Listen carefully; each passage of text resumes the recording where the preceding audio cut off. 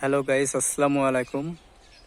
আজকে আসলাম আমরা পাবনা জেলা ঈশ্বরদী উপজেলা রেশম বিজাগারে। রেশম বিজাগারের পরিত্যক্ত বাড়িগুলো কিভাবে পড়ে আছে।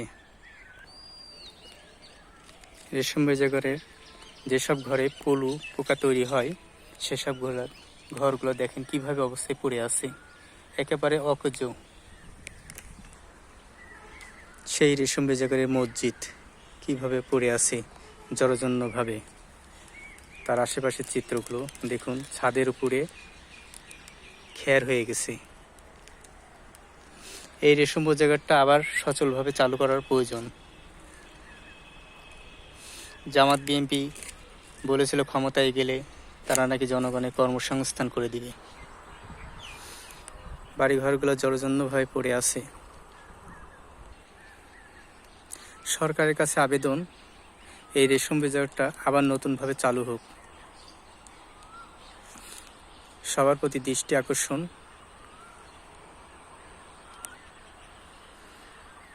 এই যে মাঠ ভরা তুতের গাছ ছিল এক সময়, এখন তার কিছুই নাই।